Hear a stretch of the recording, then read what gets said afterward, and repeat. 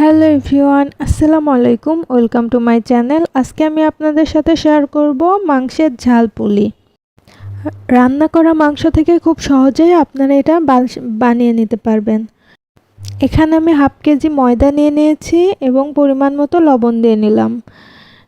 রান্নার রেগুলার তেল দিয়ে নিচ্ছি 1 চা চামচ। এরপরে শুকনো উপকরণগুলো খুব ভালোভাবে মিশিয়ে নিচ্ছি।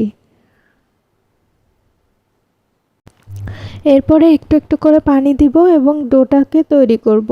একবারে পানি দিতে যাবেন না, একবারে পানি দিলে পানির পরিমাণটা কম বেশি হয়ে যায়। এজন্য অল্প অল্প করে পানি দিব এবং এটাকে মিক্সড করে নিব।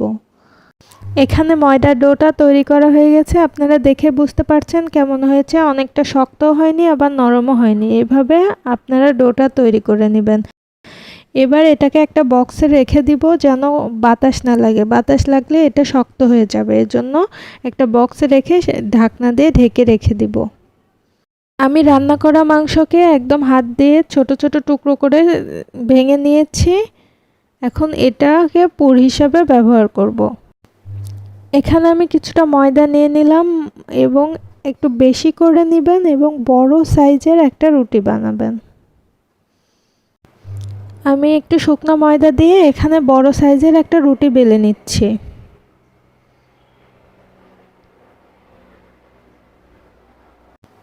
আমার রুটিটা বেলা হয়ে গেছে।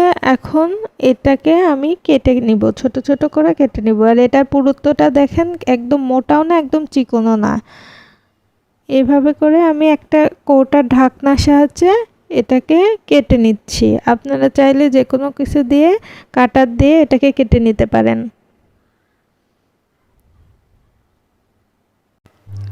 এরপরে আমি নর্মাল পুলির মতো করে এটা বানিয়ে নিব। এখানে পুরটা দিয়ে দিলাম এবং এটাকে খুব ভালোভাবে চেপে চেপে লাগিয়ে দিতে হবে, না হলে এটা খুলে যাবে। এখানে আমি রেগুলার পুলির যে ডিজাইনটা সেটাই করে নিচ্ছি। আপনারা চাইলে এরকমও রাখতে পারেন। এভাবে করে সবগুলো বানিয়ে নিতে হবে।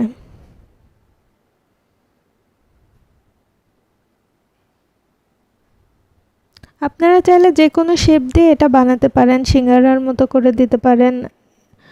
আমি এখানে পুলির মতো সাইজ করে দিচ্ছি। আপনারা যে কোনো ডিজাইন আপনাদের পছন্দ মতো ডিজাইনে এটা বানিয়ে নিতে পারেন। আমার সবগুলো পিঠা বানানো হয়ে গেছে। এখন চুলায় একটা পাত্র বসিয়ে নেব এবং পরিমাণ মতো তেল দিয়ে নিব। একটু বেশি করে তেল দিয়ে নিব এবং গরম হতে রেখে দিব। তেলটা গরম হয়ে যাওয়ার পরে আমি পিঠাগুলোকে দিয়ে দিচ্ছি। এটাকে হালকা ব্রাউন কালার করে ভেজে নিতে হবে। এটাকে ভাজতে বেশি সময় লাগবে না, 2 মিনিটের মতো লাগবে। প্রথমে দিয়ে 1 মিনিট ওয়েট করবেন, তারপরে এটাকে উল্টে দিবেন। এভাবে পিঠাটা তৈরি হয়ে যাবে খুব সহজেই। বাসায় এটা বানালে অবশ্যই জানাবেন কেমন হয়েছে।